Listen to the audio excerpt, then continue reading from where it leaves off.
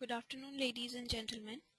Welcome to TechGeek webinar series, our endeavor to impart techies. We believe that sharing of knowledge is the key to enhance our skills and grow us as professionals. With this principle in mind, we have initiated a series of webinars conducted by industry experts to give you all a crisp insight of various domains.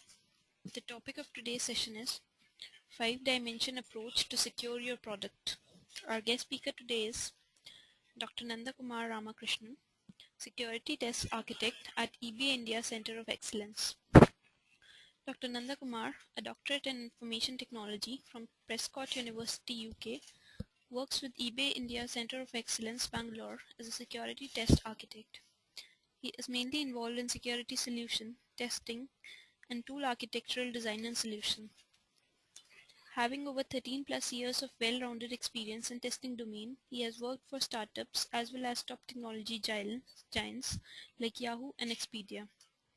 During his career, he has led test teams and functioned as individual contributor for various types of testing methodology, playing on various areas such as security test, architectural solution, tool development, testing automation framework design and solution, security assessment, and PCIDSS and BSS 7799 compliance, accessibility based on Section 508 and cloud computing. He has also served as a technical reviewer at the Stepin Summit in 2008 and 2009 on testing and security conferences respectively, and as a presenter at ISQT 2008 on security. He has won eBay Quality Awards in H1 and H2 2012 as well as 2 Yahoo Odyssey Awards for security and innovation. So without further delay, I introduce you all to our guest speaker. Over to you, Dr. Nanda. Thank you. So let me start sharing my screen.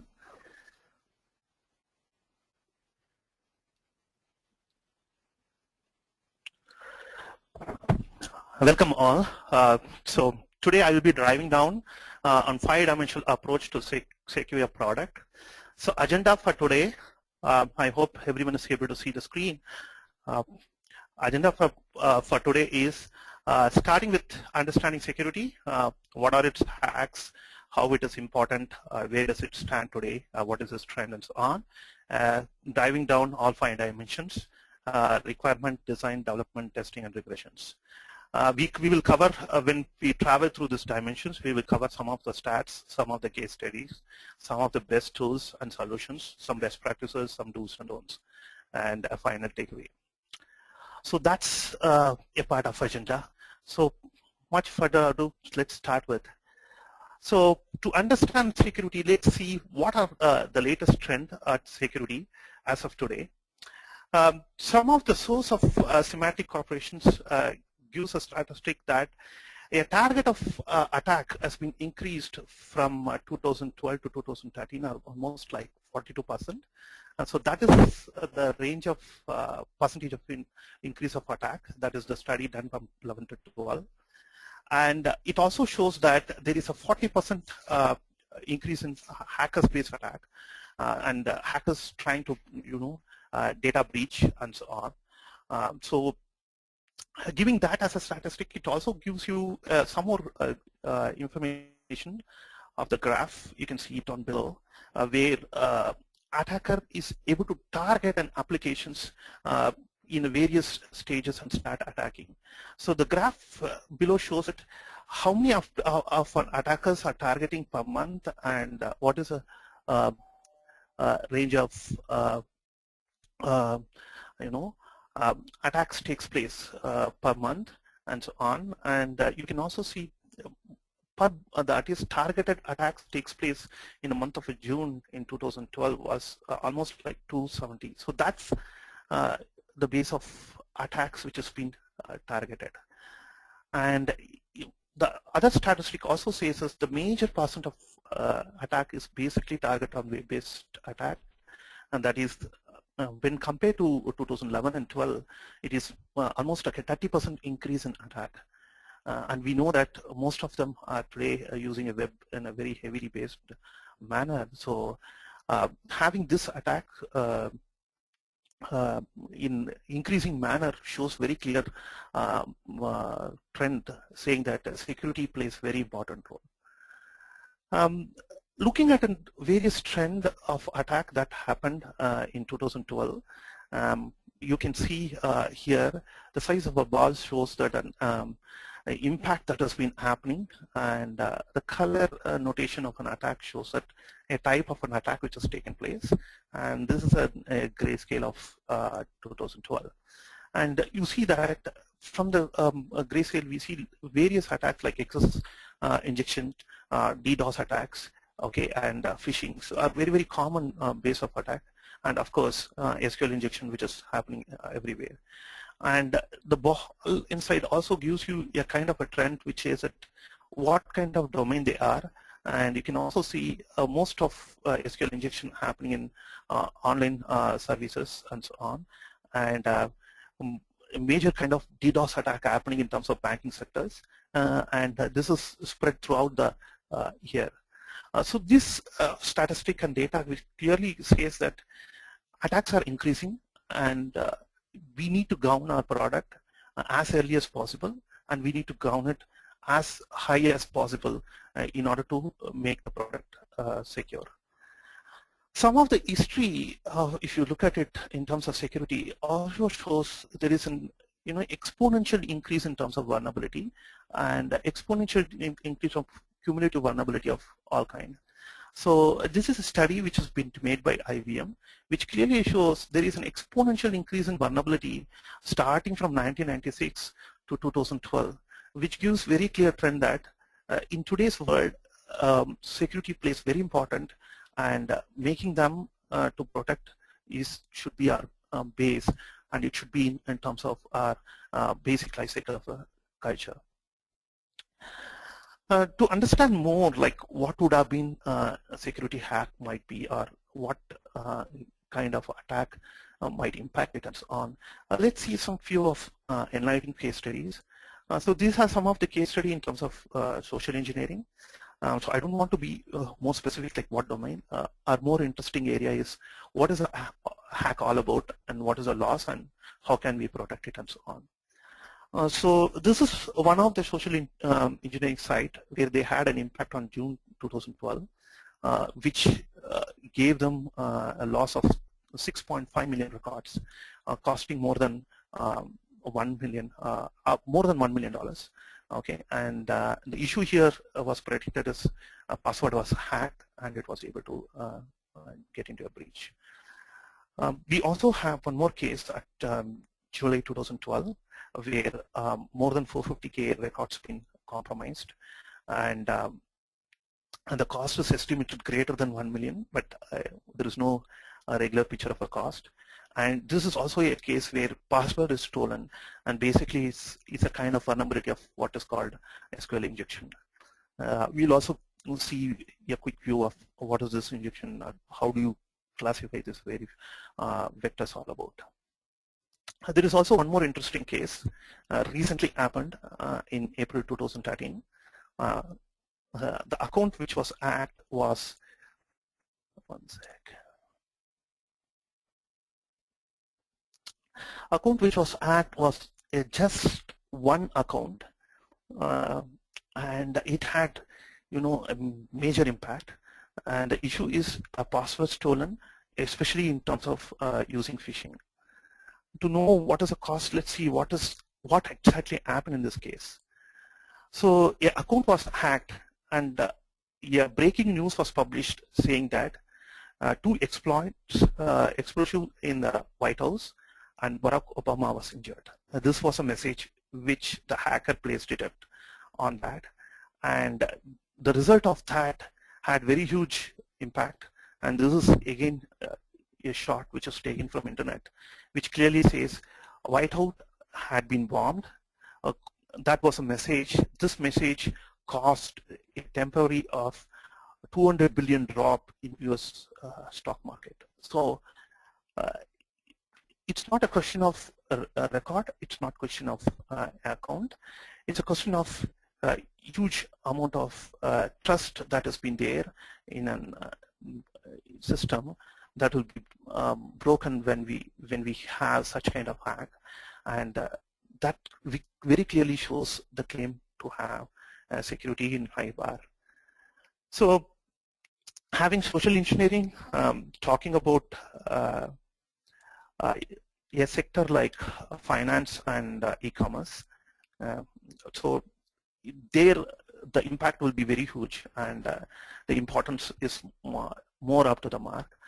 So there was a similar case in April 2001 where 20 million records were breached, and it really cost more than $1 million, and the impact are still there. And this is purely on a data breach where we are not supposed to share some data, or not supposed to use the data in a different manner. That was clearly breached. There was also a case in March 2011 where 40 million records were lost, and the cost was more than $66 million. And this was again a case where pass was stolen with an SQL injection.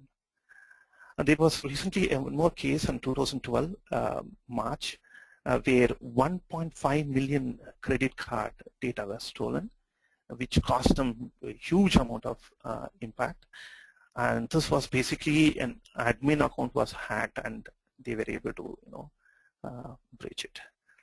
So the significance of this attack, you can see a snapshot here. The firm immediately lost PCIDSS certification, that is immediate action taken, and had approximately a huge amount of dollar value loss. And this breach also caused them to lose their coming up business and so on. So from these factors of data and from this factor of numbers, it's very clear that by having a security hack or a kind of security breach, or where you are diverting from the security, or you are not being securely bound, which not only gives you a loss to your product, it also gives you a loss in terms of a major to a company, and it will have a twofold impact. The impact number one, it will be that your project or a product where you are using it, that might be lost, or it is not gaining a high revenue value.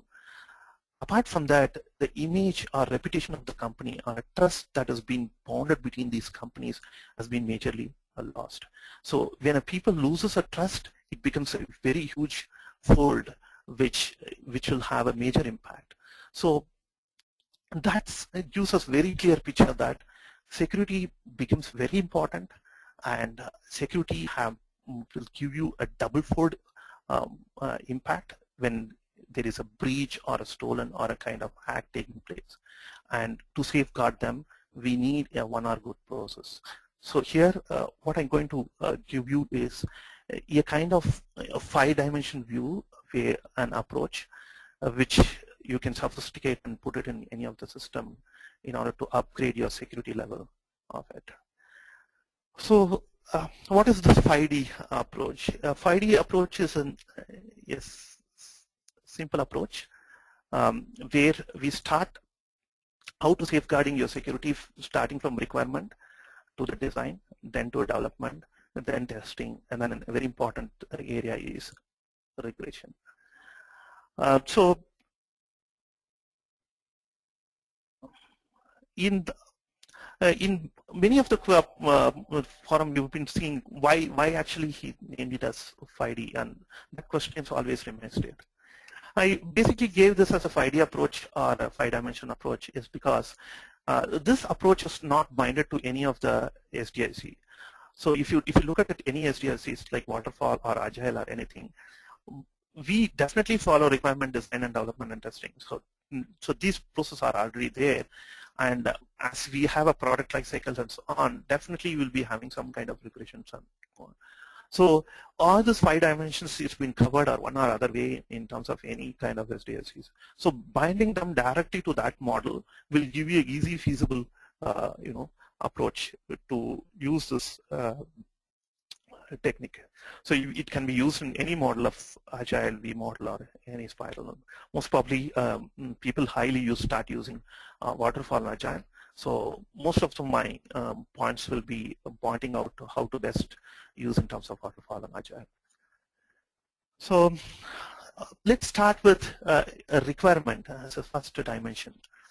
So when we talk about requirement, requirement is very clear in waterfall. When we talk about agile, it is a product backlog or a story. However, each company wants to streamline or put into it. So I would highly recommend some of 4 important techniques which can be used at this requirement stage. Those are training and workshop. Yeah, there might be many questions which is open, like why training has been coming towards requirement, or how do you try to merge these two things. So this is some of my experience and studies showed that by binding a requirement to a training at a requirement phase will give you a very clear picture, like what needs to be trained and where he needs to be trained and what are the things he needs to know, and so on. So by having that part in the mind at a requirement stage, you should be very clear in going ahead and delivering the product. So that is why I said training and workshop bind it to this model. Of course, it's not necessary that you need not have a training before. You can have a number of trainings, but only thing is at requirement stage, we should be able to benchmark and say that training. We will have a slide, so we'll come to know like what it is and so on. And the next approach is trend analysis, and of course, you have been heard about policies and standards and compliance. We're talking very specific in terms of agile. As I said, your security should be your backlog item, starting from the product backlog. I know you develop any kind of system, at least it has some or other way where it has to be grounded with security, either in terms of data breach or in terms of credential breach, or higher in terms of financial breach and so on. So at any point of time, you take any requirement of any product backlog. So a security should be a part of it, and having that as a separate security backlog will be able to help you very conveniently. And once you're able to put that, definitely it will be a part in terms of sprint backlog, and then we should be able to follow any of this dimension very easily. So the very important key takeaway is please ensure that when you are in agile, when you are thinking about securities, and definitely my data clearly showed security is important, always enforce and make it ensure that you have a security backlog in your product backlog such that you can drive to solutions. So we talked about training. So let's understand more about training. One sec.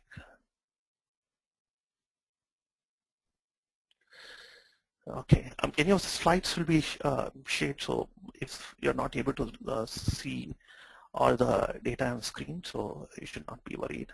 So what you see on a screen is percentage of vulnerability that is usually get impacted on a your baseline of an industrial trend, and the list of here what you see is a vulnerability at a various threat.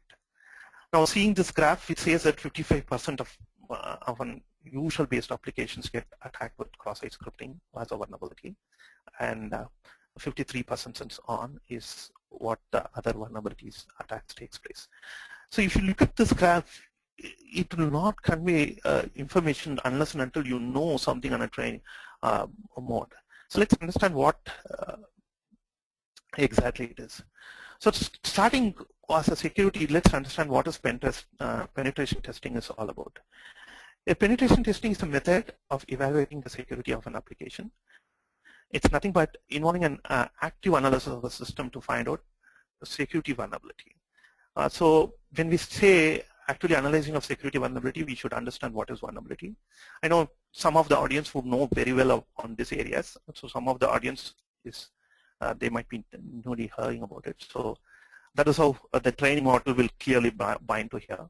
So vulnerability is nothing but it is a weakness which allows the attacker to reduce any system information assurance. So any system which is able to breach or able to hack or able to get attacked, Okay, so that weak area is called vulnerability. So what you're seeing here is these are the vulnerabilities that various attacker uses, and these are the usual trend of percentages and so on. To know the latest trends, let's wait for it.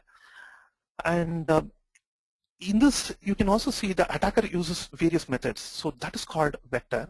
So vector is nothing but a path or a mean in which the attacker uses to crack or hack the vulnerability. So any vulnerability I want to hack it, I have one kind of method, and by using that method, I should be able to hack the vulnerability. So when we say pen testing or when we say application, what we do it is we have a huge list of vulnerability to be tested. Each vulnerability will have huge list of vector to be tested, and covering each vector with a vulnerability on each flow is what a properly called penetration testing is all about. And why is this important at a very early stage is whenever a coder or a developer start developing any of his code or any of his code piece, usually there are many inbuilt up API applications or validation which you need to take care, which one or other way start protecting in terms of various vulnerability and vectors. So more he knows about what vulnerability and what vector he is trying to protect, he will be more principally able to use it and able to get the best code out of it. And some of the early stages in a stages where they are reading the PRD or they are understanding the product requirement and so on, understand what kind of attacks can take place and asking them relevant questions, and at that level also will be able to help it. So at any stage when you look at it, training becomes very important. So I put purposely this slide to one, if there is any people who are not knowing this terminology, as to know, because most of my talk will be binded to it. And in terms of any project, if you do not know the basic terminology of security and also basic terminology of an application, what it needs to be grounded, then it becomes very difficult for him to be, code the best code piece or to chart out the best product requirement and so on. So coming down to the second part of dimension number 1, that is trend analysis. So this trend analysis is very interesting part. So when we talk about testing a pen testing, or when we talk about gowning a product, there are huge amount of vulnerability which we need to test. There are huge amount of vector which need to be tested, and of course there are various flows. Very simple is, if I have a 10 flows and 10 vulnerability needs to be tested, and each vulnerability is having 10 vector, then you have 10 into 10. So that is the amount of testing which we need to do. So in order to decide what is approach we need to do a pen testing, or what is an approach we need to gown our product, or what is an approach we need to go ahead in order to safeguard our product, and where is our strength and weakness, this is a good activity which we can carry out. There is a forum called OAPS, that is Open Web Application Security Project. Just type in a Google OAPS, you should be able to get it. This is a forum which does a lot of study in terms of security, especially in terms of web application, and gives also a trend saying that, hey, what is an industrial trend as of today in terms of it. They release out top 10 vulnerabilities, and each by dimension years, that is 2010, 2013. We also have 2008 and so on. And gives us, this is the latest trend at which the industry is moving and our hacker is moving. By capturing this trend and understanding what are the vulnerabilities that the industry is moving, then you can also do a study with respect to your own data. I hope most of the team will have one or other way of doing pen testing or doing a security testing or having a team and doing that, testing it. So go back to your system and find out what are the data available, and then find out what vulnerability causes me more in terms of my application or my product or my industry and so on. And then get a chart of data where it will show you that X vulnerability is causing 25% in my industry or my product and so on. Once you have this graph, and once you know your trend analysis of what is the industry trend, by amalgamating both the industry trend and the bug trend analysis of your own company, you can come out with the trend analysis of your own company and then says that, hey, these are the areas where I need to be more well protected. These are the areas I need to take care in very early beginning of my life cycle. These are the areas where I need to design and develop some control solutions or a framework which can protect better. These are the areas where I need to test more, and these are the areas where my leakage is more. And some of them would have been using some basic base framework. So any top vulnerability of which has been declared from OAuth might not be the vulnerability which you have been facing as an HIPA stage.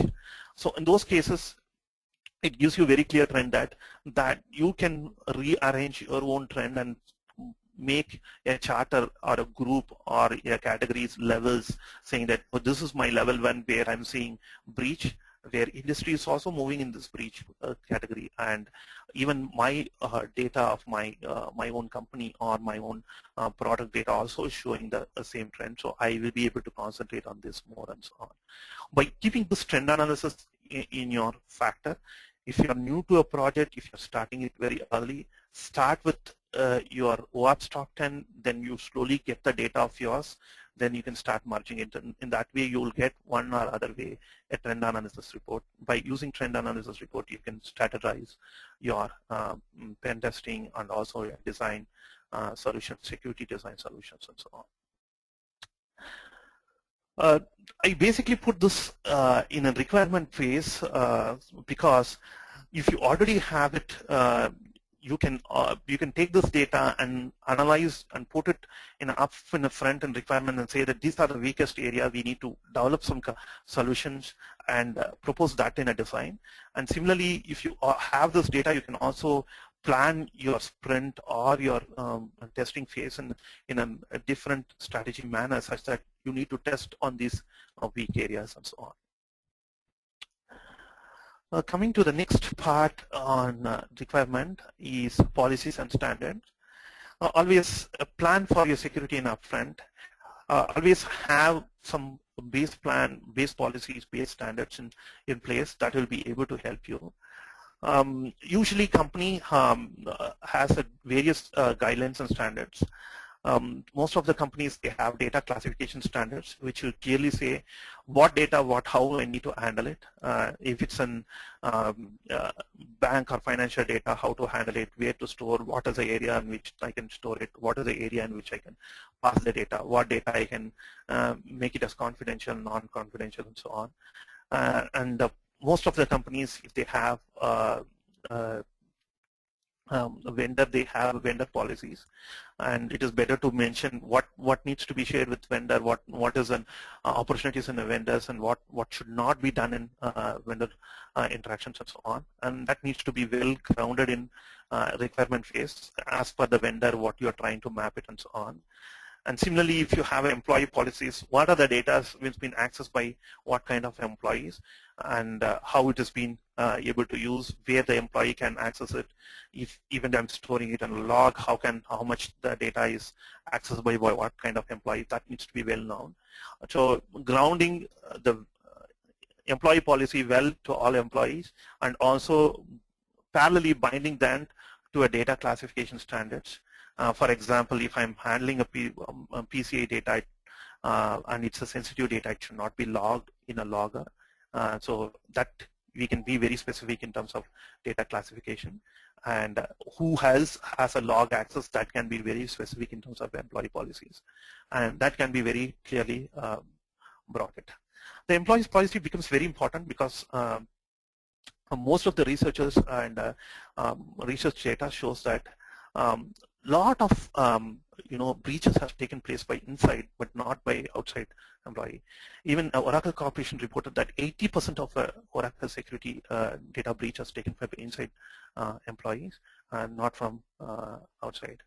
Similarly, some more study of data, it also shows that 64% of data is basically from employer or former employees who've been sharing a code or sharing a data or casually or formally, or in terms of knowingly and unknowingly in a different manner in which the data is being shared, and that causes the breach. So keeping all the stats in mind, understanding even though you are developing your own product or you have a product in a company, what the product is logging and what the product is data is accessible to whom, and how this can be safeguarded should also be thought in one angle of security. Apart from that, when we develop your product, always do a risk assessment of your product, saying that where does it stand in terms of risk, whether it is a high-risk product, whether it is a low-risk product in terms of security. If in case a breach happens, what will be a huge loss, where does a loss takes place, and keeping that assessment in place, you can plan other planned ground activities in terms of design, testing, and other third-party, vendor testing and so on. So that will give you very clear up in front, saying that, hey, this is the area which is very, very high at risk. We need to be well cautioned in each and every stages from starting from the design and so on. And keeping whatever the risk assessment you're doing it, well, publishing in terms of a requirement phase will be very helpful, because each and every person who is involved in product development, either it's a QA engineering or a PM or a person who is reviewing it or a legal activity who's been involved, should clearly know where does the risk stands of the product, and what is the level of risk of the product, what we are looking at it, and so on. The other very important point is compliance. Now most of the industries, when we develop a product, for all or one or other compliances and so on. So knowing about the compliance, at least at a very high level, is very, very important.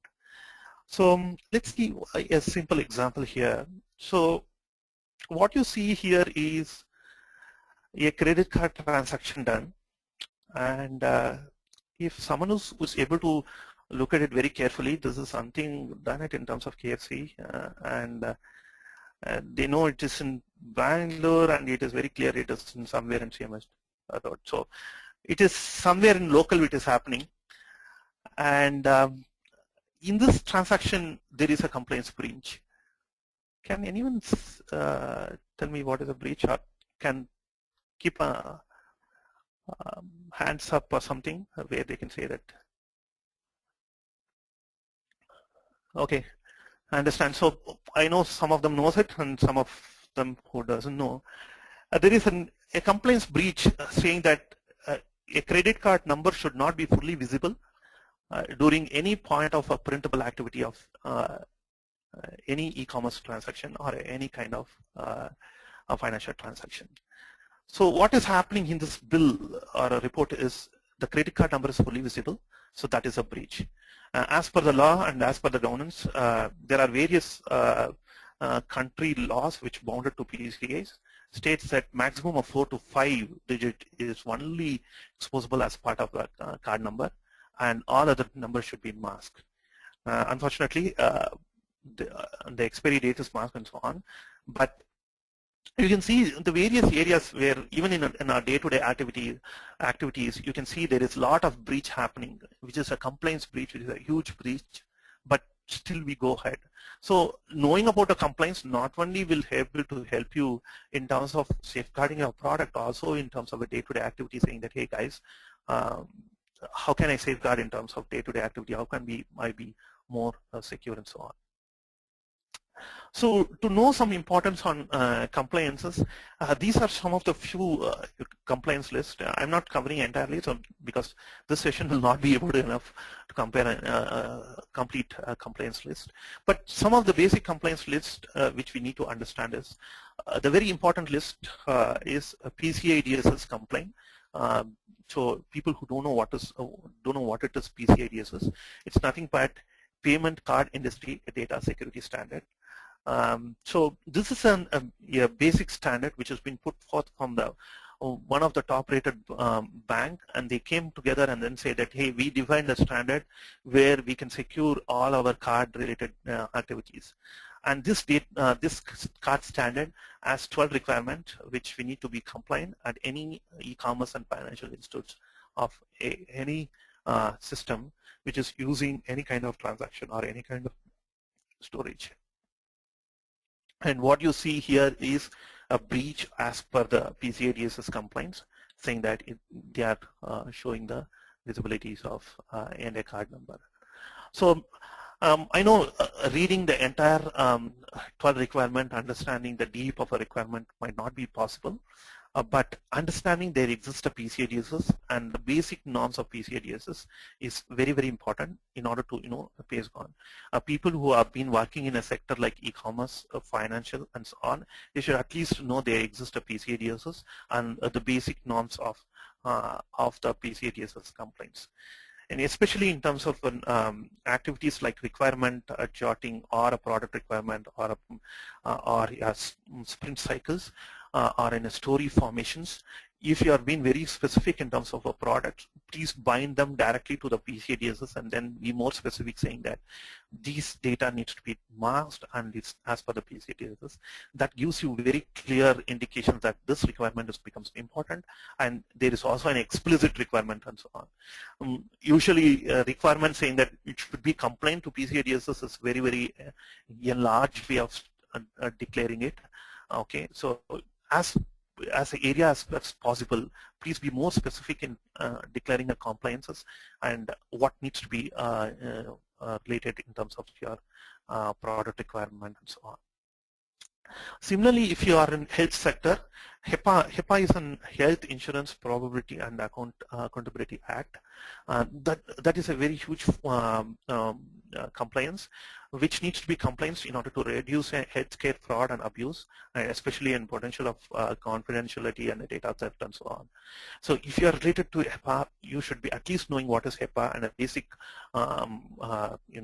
requirement of HIPA in order to safeguard your product, and understanding that in a very early stage in terms of requirement before exactly you start coding or designing is very important, because that gives you very clear visibilities that where and what are the data which I need to be protected.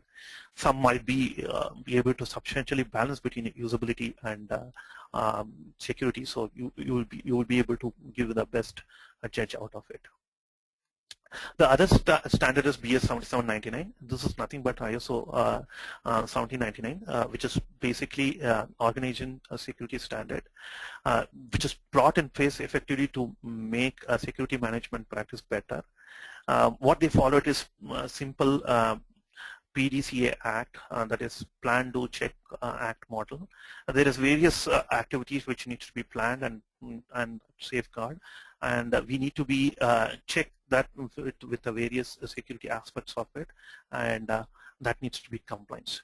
They give BS 77 certifications, and these best practices are very, very well used. Most of the UK-based companies will be binded to it. On the left, what you see is some of the breaches which is taking place in HIPA. We have various sector of percentage of breaches coming from data compromising by a hacker, data from the authorization from the patients and so on. Some of the hack would have been taken place unknowingly, but some of the hack would have been purposely been targeted and so on. But by complying with an HIPA, we should be able to safeguard all this sector and reduce these numbers. And what you see on your left is also various standards binded to various UK models and so on. So these standards are very, very important when you are trying to prioritize the product based on the areas and so on. And knowing them, what is the base norms of the compliance is very important.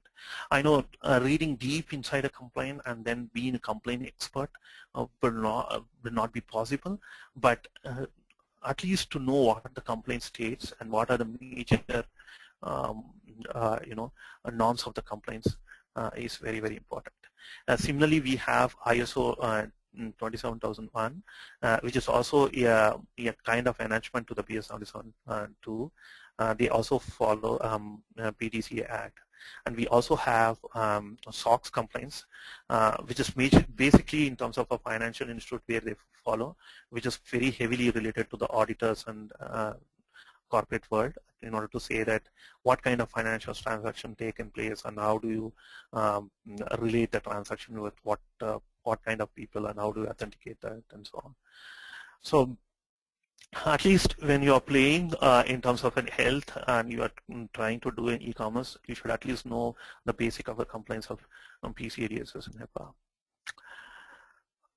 So having known it, so these are some of do and don'ts, especially targeted on dimension number 1. Be more specific in terms of security requirement. For example, mask your credit card informations. Okay, but do not store your sensitive information. If someone knows it, you can just go to the first page of your PCIDSS and DSS compliance. There is a good table which clearly says what is the sensitive data, what needs to be stored, yes and no kind of table. So anything when you are developing a first and foremost product of your e-commerce world, better to put the table in front and then give them a very clear picture in a requirement phase, saying that, hey guys, this is what we need to do. And that will able to help you to stop any kind of breach taking place in design and so on. And if you are an agile, definitely ensure that there is a security block. And when you are doing in user stories, ensure that your story is complete only when some basic security requirement has been complete or a security story has been complete. I know at each and every sprint delivery takes place, it is said, as per the principles of a sprint, it is said to be a complete product which comes out as a sprint delivery. When we say complete product, it should also be complete in terms of security. That is what we need to be ensured in terms of your agile systems. And in terms of trend, always please know where is your strength, where is your weakness. That will be very clearly able to judge you, saying that where I should concentrate more, where I should concentrate in terms of design and so on. In terms of don'ts, never ever assume that there is a fact which has already been assumed by the developer or a designer or by the tester and so on. Be more specific. Do not complete your sprint without having a security story. Keep something based on security with respect to your story completion. That will give you at least to say that, hey, what needs to be thought in terms of security in this story and so on. So in a higher case, when we are completing an entire product, we'll at least have some security storage covered, which will be able to bind it to securities. So coming down to dimension number 2, design. Now, design is again very, very important model. As you see in my approach, as you keep going down towards various dimension, you see the number of approach decreases, but the approach intensity increases. But as a number of approach decreases, you more techniques and methods you follow in a very early stage, you will be able to block any kind of security issues or concerns which is coming in an early stage. So that even talks in terms of normal, like a shift left or however we want to take into considerations and so on. So in a design stage, coming down from the bottom to top, as any product or any base of a company, you should have some basic security controls and solution in place. If you don't have one, you should start at least having base control. You can start it with a base. We'll see some more information on that. And then you should at least have a kind of security design review. I know design review itself in certain base of company might be crunched or not be taking place.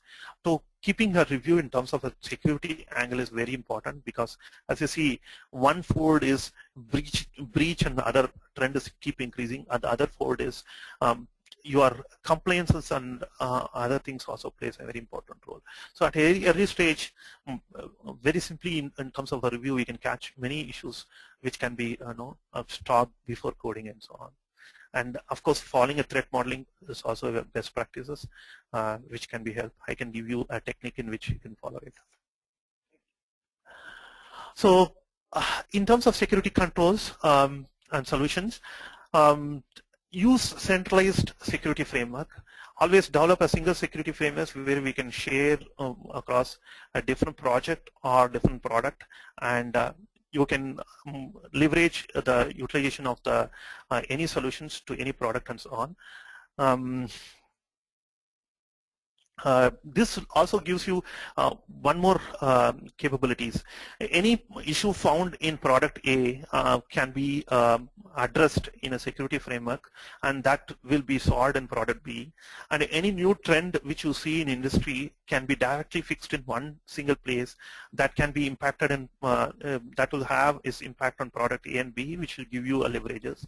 And similarly, if you're talking about project also, we can have impact. So in that way, we should be able to give a more coverage and a more protection in, by having one single phase solutions, and it can be driven by a separate team, or it can be effort wise can be shared and so on. Or use some of the standard frameworks. I can give you some of the standard frameworks. OApps, as I said, is a very huge forum. They have huge amount of best practices and so on. One among the best practices this is ES API. ES API is nothing but Enterprise Security API. This is a free open source, and this is majorly an open source API which is targeted for web-based security controls. They have a control for Java J2EE, extensively used. Many companies are using it in Java J2EEs. They have it for .NET. They have it for PHP. So these are the APIs where you can just start using it, start protecting any of your vulnerabilities like XSS and so on. Not only that, Java itself provides a Java security enterprise versions. They have an enterprise version for cryptographies. You can use JCA or JCE. Especially, they have a lot of various methodologies where you can protect your cryptography in better. And in terms of authentication and authorization, you can use JAS model. It's a predefined model which is very well thought and drilled down. Many lessons learned have been put in JAS models. So if you're in a Java platform, these framework can directly be able to bind it. And we have much more. And if you are looking in terms of one is using it in terms of to protect the application, other using it in terms of protecting policies and standards. If you look at it, most of the people think using a log and logging everything in a log is appropriate. But as per the security standards, logging has its own standard, and complaints also binds to it.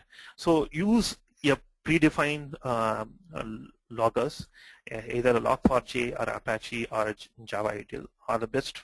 In fact, is you can use ES API logging factors. That gives you very clear control, like what needs to be logged, where you can log it in what areas, especially if you're logging the data in a QA environment in order to do more debugging, and you're not logging all the data inside production environment, controlling in a better fashion, and also controlling in terms of the compliance factors in order to see that you don't breach most of the thing. The most common mistakes we see it is most of the sensitive data as per the PCI complaints getting logged in logger, data getting logged in logger saying that, hey, who is going to have an access or who is going to log it? This is only for debugging. Please always look at it in other manner, in other angle, that there is other employees who is trying to have the access to it, and there are still different access levels, so they can take the data and start breaching the data, start cooking the data and come back. And as a company, you should also have a DOS attack controls. This control is very, very important. You should have somewhere a pattern to judge saying that what amount of request I should be able to allow, and what beyond the request I should be able to block it. Most of the companies has their own control. If you already have it, please bind that in your design phase and ensure that at every product, just go through it, your DOS control, and then say that, hey, what kind of DOS control can enable for this project and so on. And if you don't have, it is better to develop a DOS attack control. A DOS is nothing but a denial of service where you have huge amount of requests coming in, and such that the other users who are genuine users who do not get the request served. That is, a hacker try to bump in such a huge amount of request such that the other genuine users are not being able to use it. By having control in place, you can always throw back a CAPTCHA, or you can say that your user should not have a request for more than X amount of times in 1 second. Usually, say, a user can complete a registration in, say, 2 seconds. So, a user should not complete registration more than 3 registration in 2 seconds. Might be a good rule, which if some users have been able to complete it, then always throw back your control like CAPTCHA and so on, then start controlling or monitoring them, saying that where the request is coming at, how the business use case, and so on. This needs to be very well thought in terms of business and then driven, and then it should be having a flexible mode. That is why we say company-specific DOS attack control is better, because as per the domain and domain opportunities, we can always you can tweak it and so on. The other important is security design review. Well, not much deep inside it, but please ensure that your design conveys all aspect of security protections. Bind, when you are doing a design review, always bind with the policies and standards and the compliance, such that you should be able to clearly map and say where the gap it is. Ensure that internal threat is well protected.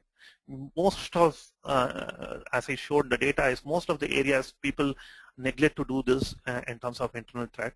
So always when you do a design review, say that, hey, if internal employee is trying to steal the data, hack the data, or breach the data, is it possible, or what level, what kind of traceability we have, or what kind of protection we have.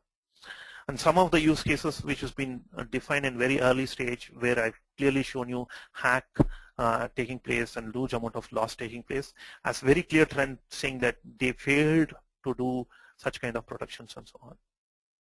Ensure policies, ensure your environment and loggings are appropriate and maintained, because the other way in which you are seeing a data is the underneath of your system, and underneath of your system is a log, where any leak of data is also a very huge breach. Okay, always ensure that what environment you are trying to test, what is the log it is trying to produce it, and what is the access, who is having access to the log, and what kind of data we are seeing huge amount of breach, especially in terms of not using a correct environment. As per the PCIDSS standards, there's also a rule saying that no production transaction has to be taken place in a QA environment and so on. So anything on that kind of level of breach is also a breach, okay, because any transaction you do, if you connect your production environment, your QA, and start doing a transaction, a log which is going to get formed is going to get access to everyone. So any credential you are using, it will be able to accessible in those logs and so on. So the various breach have been taken place. So ensure that when you do a design review, these factors been well maintained. The other important tool is threat modeling. Most of the people think that threat modeling is something a difficult tool or a difficult methodology to do it. Threat modeling is not such. It depends on what kind of methodology used in threat modeling. To understand more what is threat modeling is a process of accessing and documentation of a system security risk during a design phase. In a design phase, assess what is your security risk and say where you are weak and where you can immediately start protecting, and bind them with various activities or task or a bug or however you want to drag it home. One of the best model, which with my experience, which I've worked it out, is Microsoft EOP is a threat model. It's a threat model which is like a card game. Nothing very much complex. It is very easy to run around it. I have tried it in various organizations and seen that it is being flexibly able to run around it.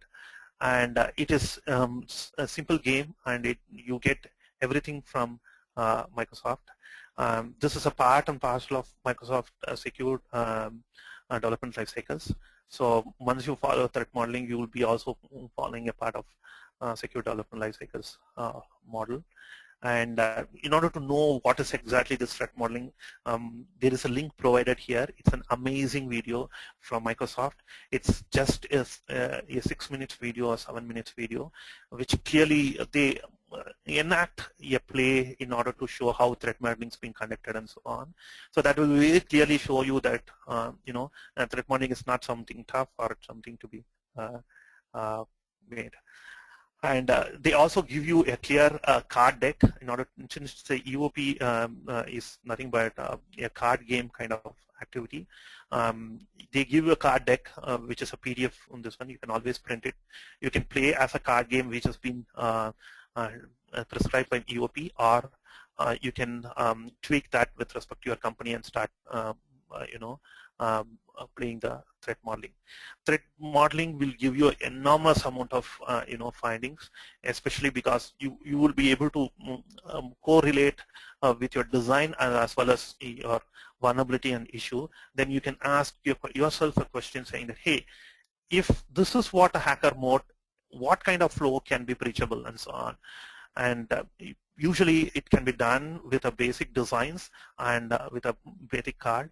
And if you go through this video, you'll be able to also see that it's not only meant that you should have a best of architecture in place. You can always have your development team and a QA team and a security engineer who knows about vulnerability and so on. Then together can work and play in terms of threat modeling, and you can get huge amount of it. There are other type of threat modeling also, risk and risk management. This is also other methods, but I would highly preferably say EOP is the best out of it. The next important dimension is development. In the development, secured code scanning is very, very important stage, and doing a code review with respect to security is the next stage, and developing a checklist kind of it which can provide you to avoid any kind of breach, and an early stage of coding can also help you. The slide here shows a study done by Vericode saying that, hey, different languages, what are different kind of vulnerability found and what is the percentage of it? And you can see that most of the languages has very high percentage in terms of cross-site scripting. Java, it has been termed to be somewhere around 57 and so on, and similarly 62% in terms of it and in terms of C++.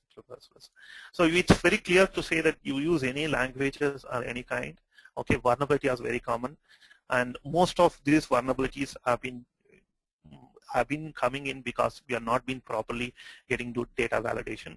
So data validation, more and more you follow the best practice of data validation in development will give you very clear pictures.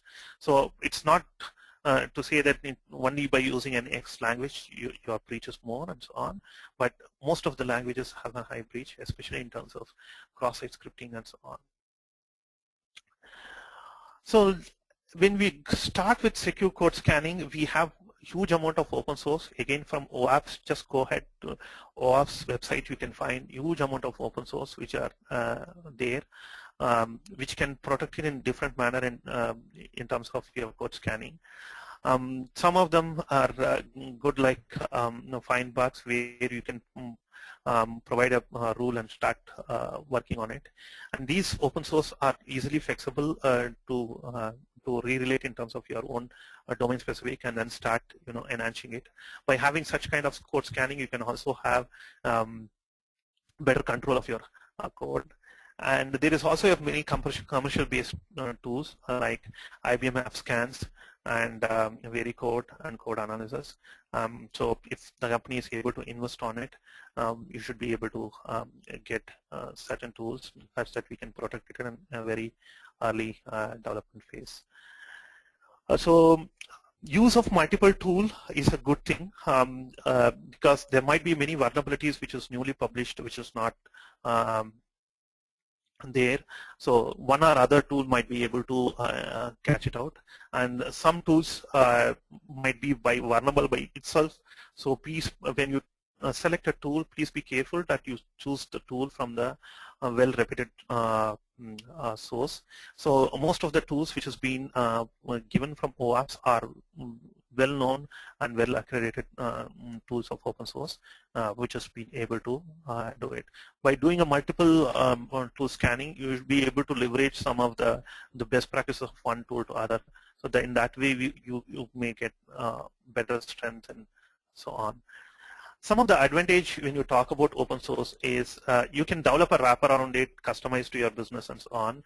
Of course, it's a cost benefit. But disadvantages, you cannot find the latest vector. A false alarm rate will be high, so please be ready to face those challenges.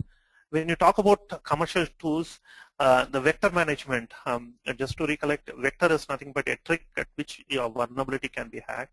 Vector managements are usually better. Most of the systems has better vector management when you come to commercial tool, and they do a frequent update and so on.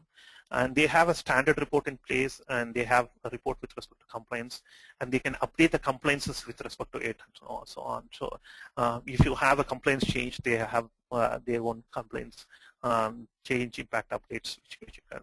When you come to open source, that will not be there, so you might need to be tuned by yourself and so on. But with respect to commercial tool, of course, cost base is there. Customization depends on what is a tool, what is an what kind of source base you have and so on. So customizing difficulties based on a skill of a tool and also skill of the person and so on. And integration challenges, some of them they give you huge amount of API and plugins, and those plugins depends on what kind of plugins you have it in your system. So those challenges will be there when you talk about your commercial based tool. Coming to the testing phase, so one important which I can emphasize on testing phases is always have some kind of pen testing sign off. Pen testing is very, very important. So testing in various aspects of pen testing is important. So some of the basic structure of pen testings are testing for vulnerability trends. So if you have your own company trends, bind your company trend and then say that, hey, at least I should test for this company trends. Of course, testing for a complaints test is very important, because I know if you are an e-commerce based or commercial based PCIDSS, it's a basic complaints you will come into approach. And if you are health related, definitely HIPA and so on. Test in terms of log and log access. Testing in terms of authentication and authorization is very important. Test with respect to business logic. How can you breach your business logic? Because most of the hackers try to breach your business logic and try to do it.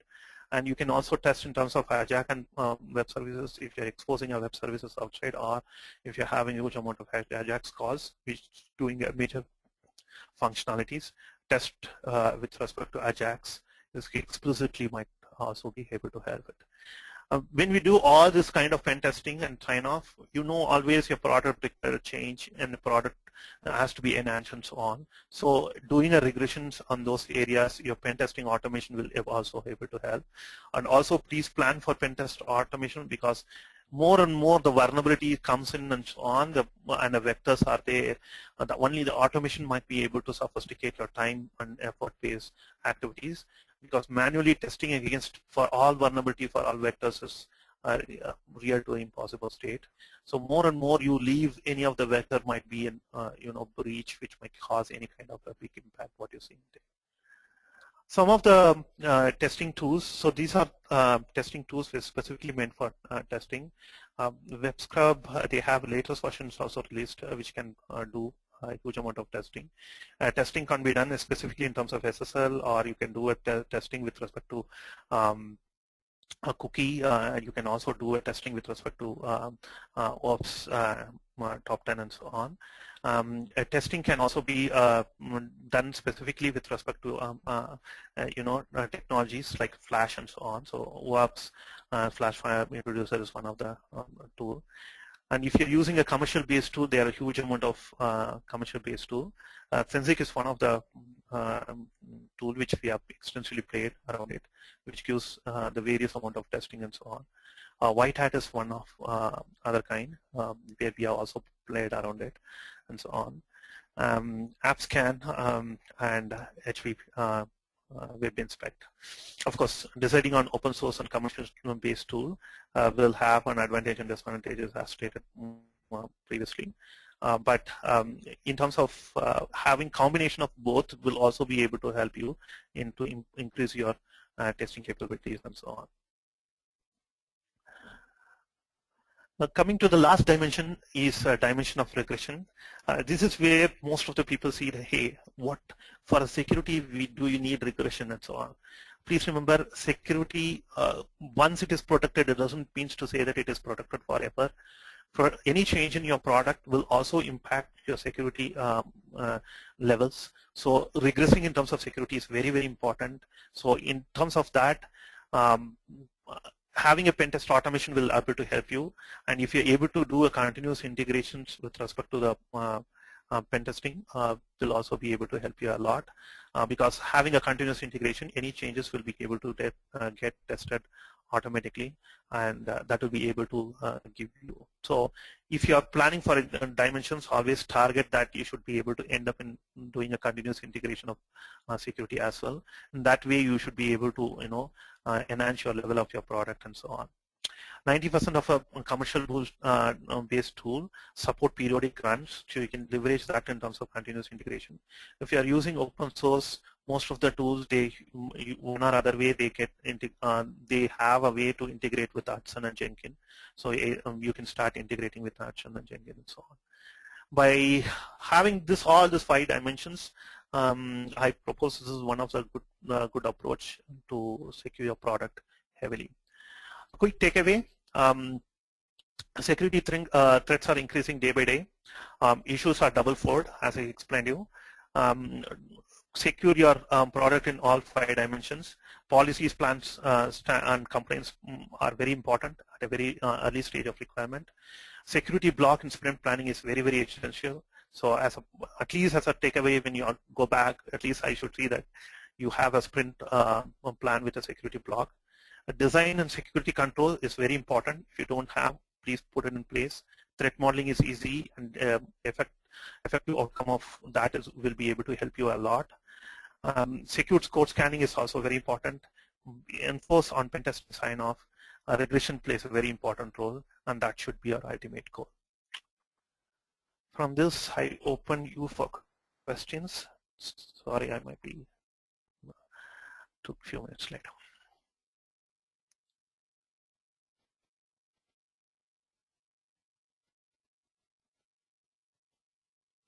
Dr. Nanda, I've started I think for questions you need to type there. Yeah, I have started assigning you some questions. Are you able to see them? 1 second. They must be in the questions pane. Yeah.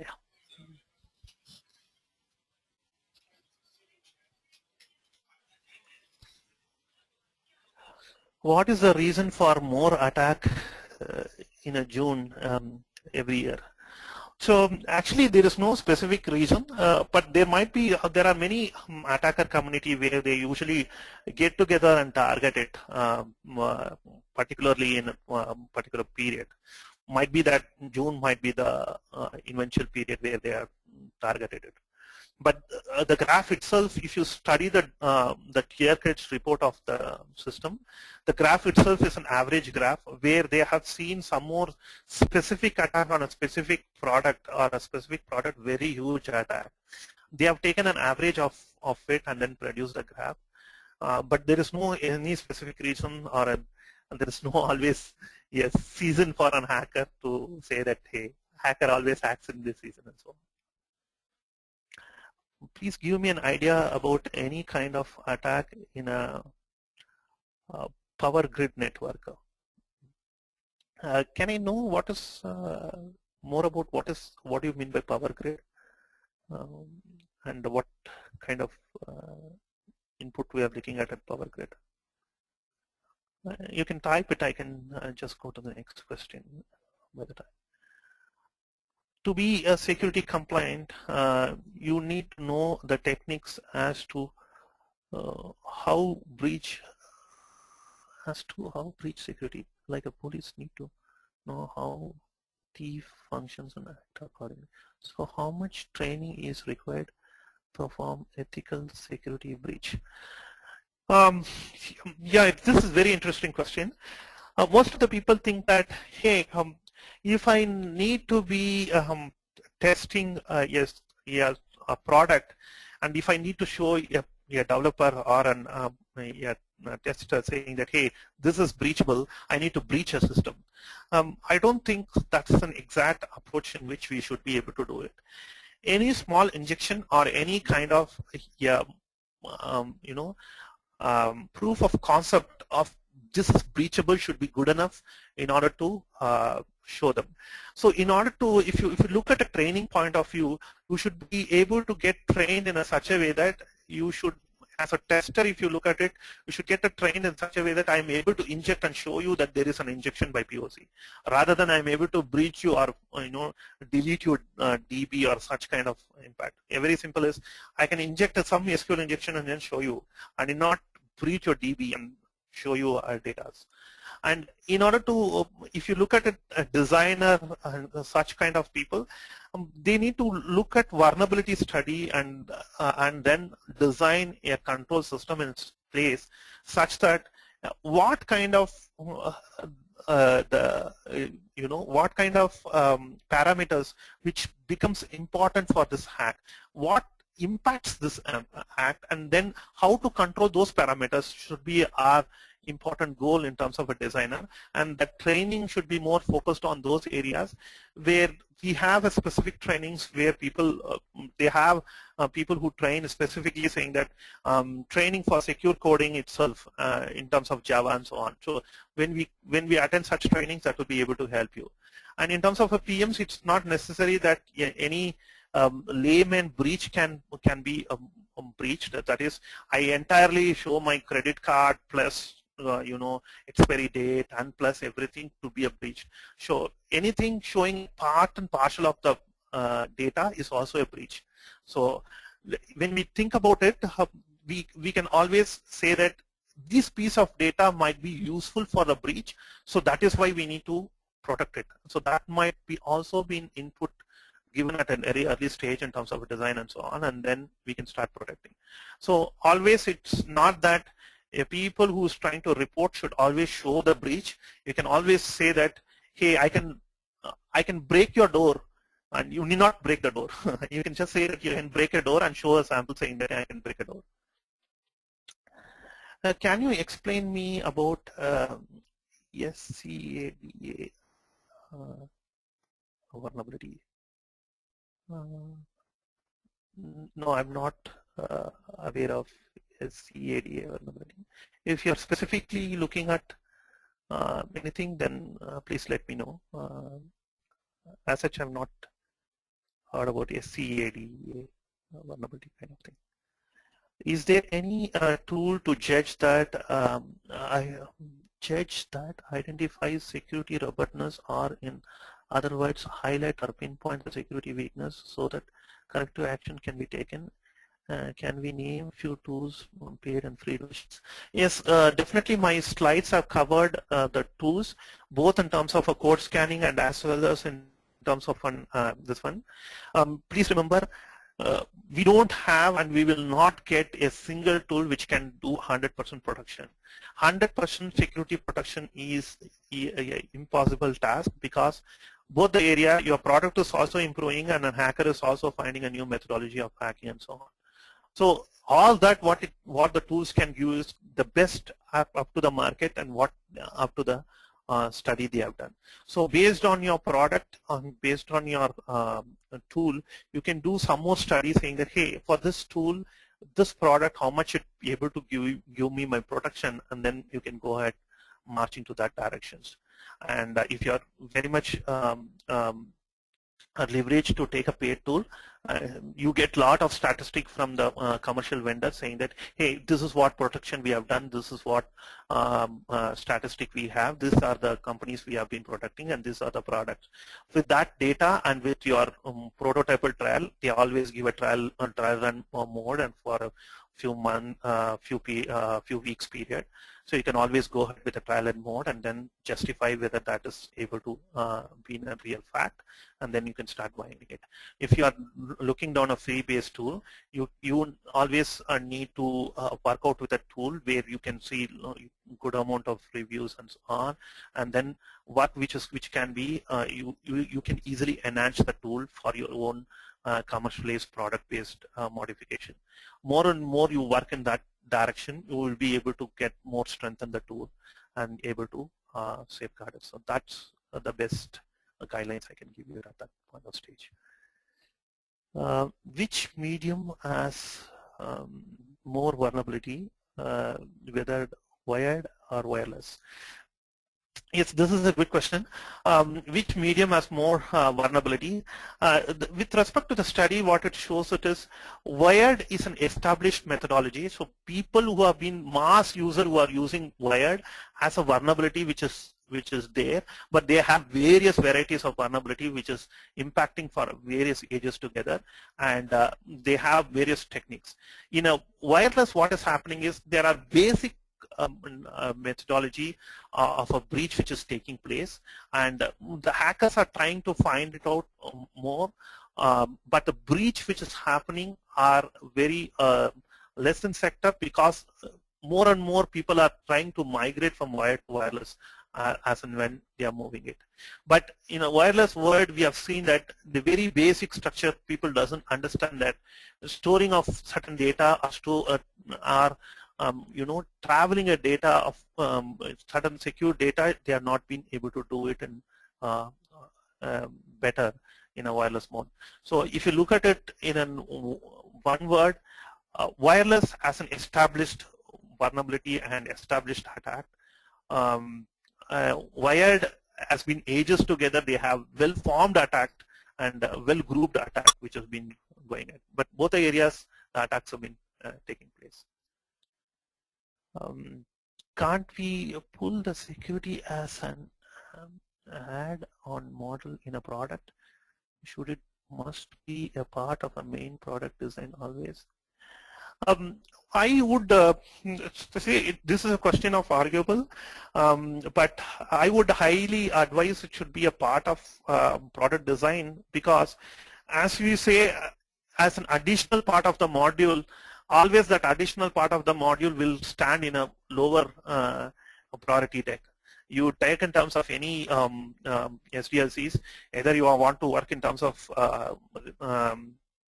waterfall model or in terms of agile, you state a separate story saying that, hey, this is a story for security alone.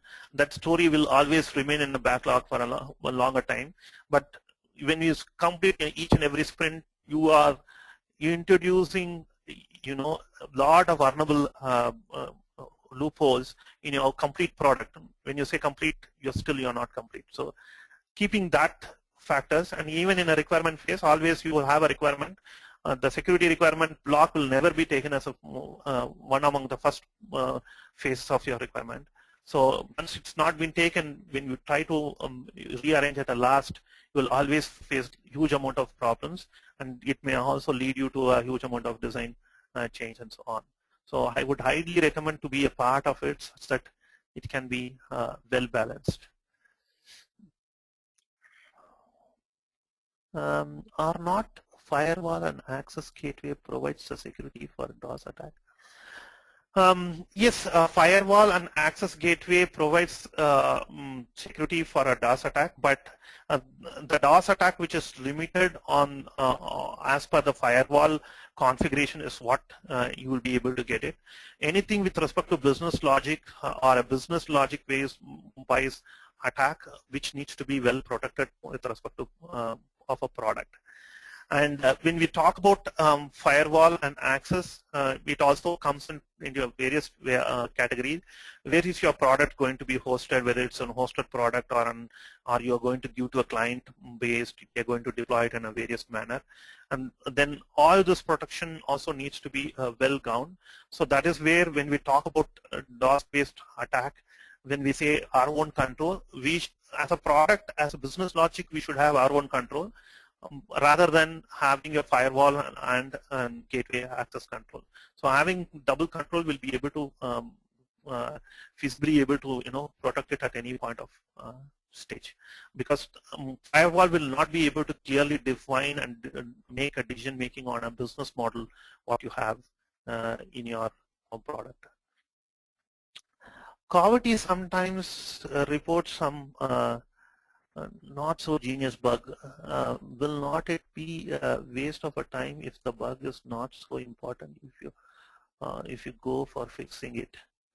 Yeah, so when we come to a tool, always this problem is there. This is not only a problem in security, but this is a problem in even a normal code scanning and so on. Okay, yeah, false alarm rate of the tool is always becomes more important. Usually some of the tools, they have a norm where they do a machine learning by itself. That is, when you know this is a false alarm as per your business logic or as per your code standard or as per your domain standard and so on, you can always say that this is a business, this is a known fact of my vulnerability, so ignore it, and so you can always put it in an ignore case and then start running it. So more and more you do business machine learning, you should be able to well ground your tool better. So more you able to groom your tool better, you will be able to have the best output on it. I know I have played a effective role in Cavity. I know Cavity definitely have such kind of control in place. Reach out to Cavity team. They should be able to help you to how to do this kind of machine learning in place. What is pen testing? Sorry, I would have missed it. We have clear slide on it. Pen testing is nothing but finding out weakness in your system or finding out where your system can be breached or hacked and so on. And what we need to know for pen testing is also there. You should at least know what is vulnerability, what is vector, and what the vulnerability each talks about. And to get more data, you can always go and approach OAP's website. You will get 10 tons of data on it, including a video data for it. Thank you very much for those presentations. More focus on security assurance. If we wish to enforce security control in terms of a development testing, what would be the approach in terms of tool, best practices, test scenarios? In terms of security assurance, in terms of a development testing, I would highly encourage you to develop a control tool. If you are in a Java J2 base, you start using some of the OAP's reusable components and develop your own control tool, where you can start reusing that packages in a various form. If you are in PHP or in any other .NET framework also, you can use that same, and you can also see a lot of sample code which is available even in a Google base or on a Google code base or in this one. So start with at least those kinds of controls, and in terms of scanning, at least minimum start putting your basic open source scanner in place, such that you at least have some scanning done when you deliver a code out to the product. So when you start with these basic aspects, then you can slowly study your trend and then see where is your company or your product or your team is having weakness, and then put controls and solution in place in those directions that will be able to help you to reduce. And it's very simple approaches, like you are trying to attack the low-hanging fruit. Only thing is, you want to know what is low-hanging fruit, you need to do trend analysis. That is where I put that in a very early phase, saying that, hey, if you're not doing trend analysis, you're not done. You need to at least allocate some time to do that, and that will give you a lifetime benefit forever. And most of the team, most of the company, they have their own bug-based bug management tool and so on. So getting the trend and updating the trend for very stages to not be a tough for any point of time. Can't we put the security as an added model? I think I covered it. Is there a way where we can implement security in a later phase of the software development? I highly encourage this approach, because anything when we say after the phase of software development, usually it is more tentative to ignore or given very low importance. More and more you give low importance to security any time you hit any breach. And you know the breach can be happen anytime at any phases. Okay, so once you hit a breach, you will not be able to regain it at any cost, even if you put two phases at that point of time. So that is why I highly recommend to be a part and parcel in terms of it. It should be very blindly talking. If you say a development a testing is important, then I would say for every testing, security testing or a security is important for every product. Which tool you will suggest, open source or a commercial? Again, commercial as depending on an advantage and disadvantages which I published. Based on that, you can always leverage it. You get advantage when you use open source as tunable. You can do a wrapper on top of it. You can have full base control. You can bind it to any base systems. You may have a QA environment, you may have a production environment, you may have a staging environment. You can start running it in every stages without even thinking about anything on license based or anything. If you go more towards some commercial based or license and other factors will come into place. But the advantage what you get it is vector management, compliance updates and so on, that those things will be there. For all this, you should again put your own resources in order to upgrade yourself, because more and more you are a reusable component which you develop or from open source you are using it. Unless and until you upgrade yourself or you wrapper something on top of it, you will not get good use out of it. And more and more you are not getting good use out of it, people start ignoring. So you should do this in a good direction. And if you are affordable, then doing both it should be highly recommendable. What about a security threat in industrial automations? Security threats in industrial automation itself is a very huge area, but I don't think so that will be very relevant to this topic. I will be able to answer you offline, so on. So I will take that question offline. Is there any tool for CSS? CSS, I've heard about tool. I can better check and get back to it. Please send your email ID to coordinator. I should get in touch with the coordinator and get you the answer for that. How a logger is helpful? Can you explain briefly? A logger is plays a very important role. Usually when we talk about the PCI compliance as well, they always say you should have an audit log and you should have a trace log. So a system, they can maintain an audit log in terms of DVR, and they can say their own log systems. So anything which is getting logged is very important to trace back and say that that transaction or that activity happened at that point of time. So that is what audit log and trace log are supposed to be. And as per our government and compliance rule as well, it clearly says that X amount of years needs to be stored of the log in order to trace back at any kind of activity and so on. So, and with respect to breach, it's a different ball game, where people think that, okay, I'm logging everything that will be helpful, but everything which you log it, when someone steals it, he get huge amount of information, which even it would have been taking a huge amount of bot system for him to crack the application. So you are giving your backdoor entry very easily for him to take all the data which you are doing it. So logging it controlly is what is highly advisable. What control we need to, how you need to control it depends on compliance and product what you're doing it. And so go very closely towards it, you should be able to get the answer for that. Through JavaScript, I'm able to change data in a web-based application. How this can be prevented if not encrypted? Basically through JavaScript, you are able to change the data. Is basically cross-site scripting. That is usual heavily based attack. And if you're changing, if you're hitting that with a DB and you are able to inject something, then it's SQL injections and so on. This is basically prevented by having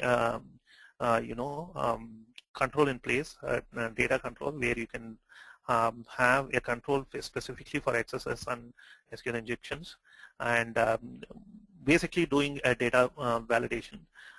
If you go through OAuths, they have a huge amount of guidelines on how to do data validation, what needs to be taken, what needs to be done, how to place your whitelist, how to place your blacklist, what are the best practices of placing it, and so on. So if you're developing your own framework or you're enriching your own control, follow those best practices and develop it, and you should be able to safeguard that using it, and then which you can prevent any kind of this one. And encryption, please remember, encryption is not for to protect your injection. Okay, encryption is to protect your data, that the data should not be seen by the other person, or data should not be tampered by other person, or the data which is coming down is from the authenticated from A to B or so on. So it's not that by doing an encryption your injection is protected. So encryption is a different angle, and production is different angle. Please share the link of the video. You talked about it, Microsoft EOP. Oh, EOP video is very easy. Anyone, I'm sharing the slide. If you're not, you can just Google it, saying that EOP. You land up in a page called EOP, and there is a video link there, and it is highly streamable. You can look at it at any point of time. Are there any best practices for coding to avoid a security breach? So the best practices which I said it is always use code scanner, use code reviews, and also use threat modeling. These three approaches is what I felt is the best, and of course you can do huge amount of improvement on each area what you are having it.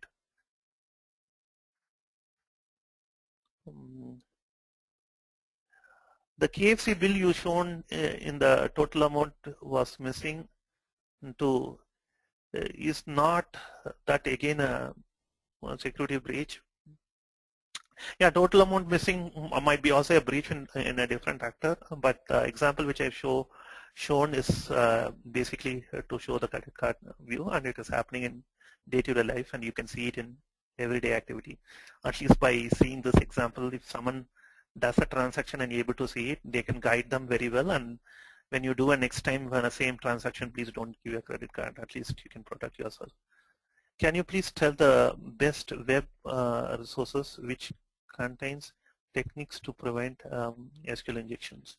I again, for SQL injection, I again ask you to refer to OAuths.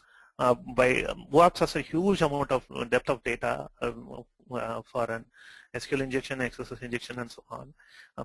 And you will be able to get pointed to each and every place how the injection can be prevented, how you can better write your code, how you can use your store proc and store procedures in place, how store procedures will be able to protect it, how you can handle it, and so on. And they have even a specific production packages for Oracle and so on. That is what I heard. Will you point some organization in India who provide secure code development training? There are huge organizations which provides it. You can send me an email ID. I can send you that. There are also online training which has been given from many vendors. You can also take the online training of. How do trend analysis in a requirement stage, as we have only the requirement how to identify the vulnerabilities?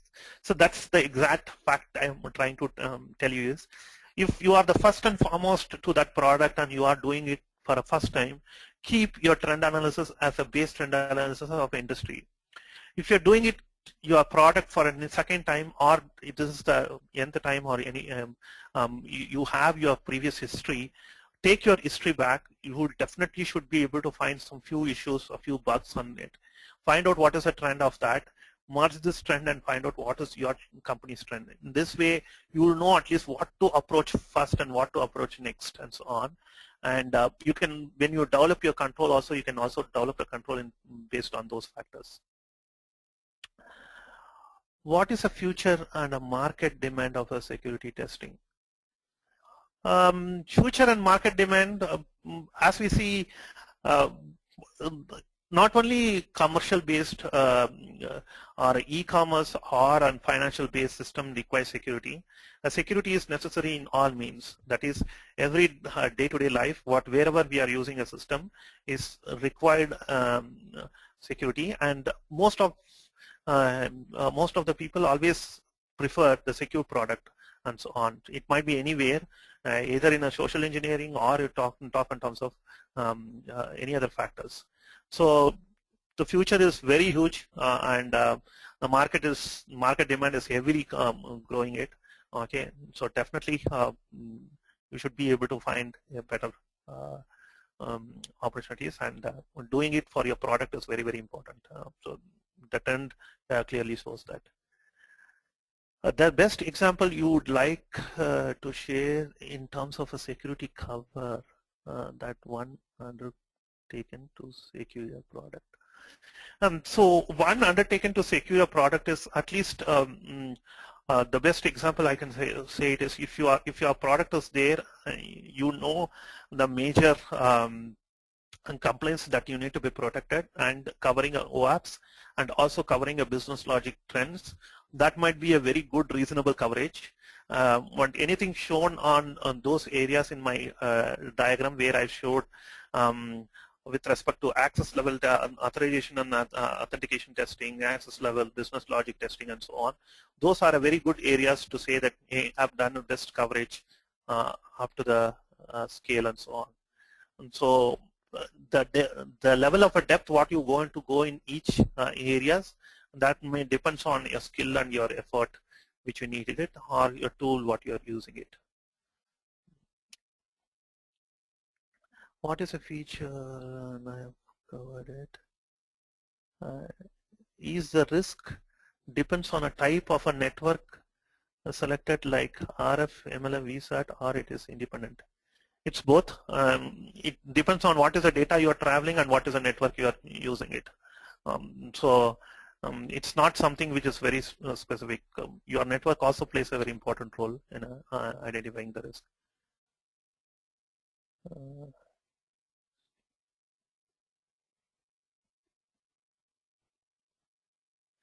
How to train oneself in terms of this field, in terms of security. One thing is you can always go to OAPs. Again, I'm recommending heavily in terms of OAPs. But there are also all other forms like Null community, which they do training every alternate week at Bangalore. And similarly, the Null training conferences takes place in various cities like Hyderabad, Chennai. So you can always register to it, and then you can get trained.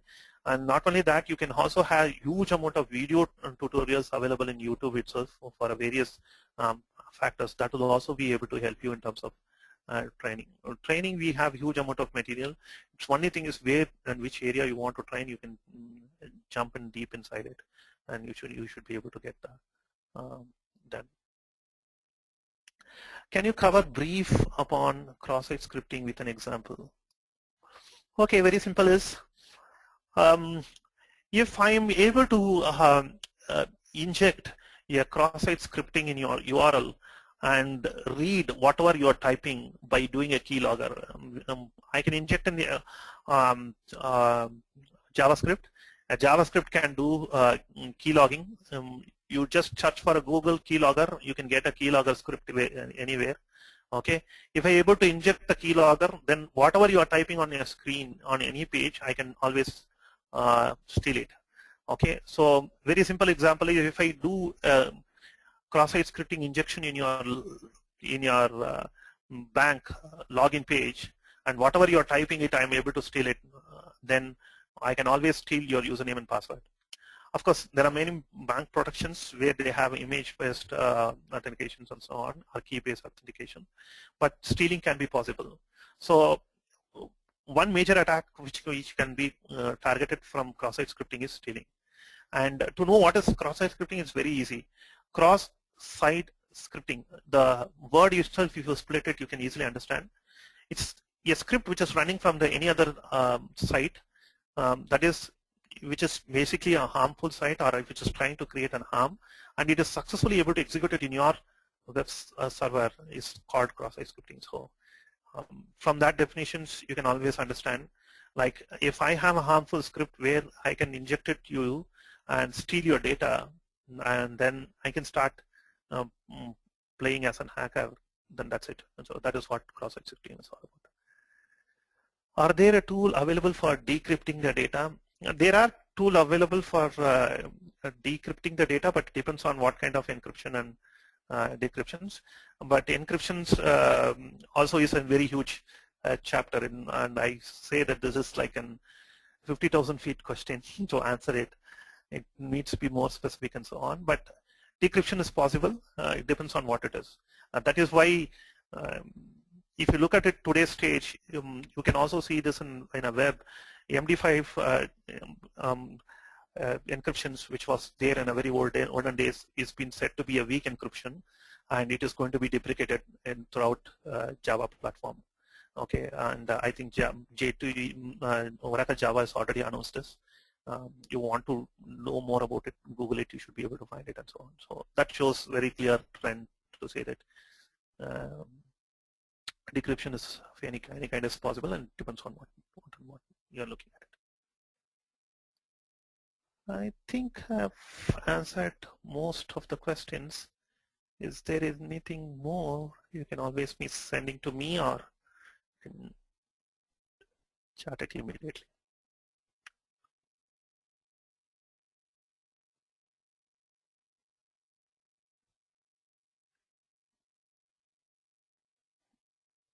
So with this, I thank everyone who attended the sessions.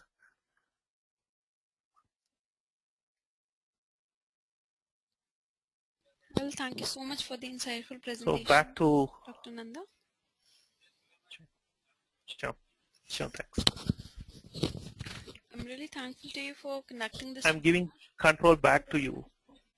Sorry. Yeah, sure. Yeah, please go ahead.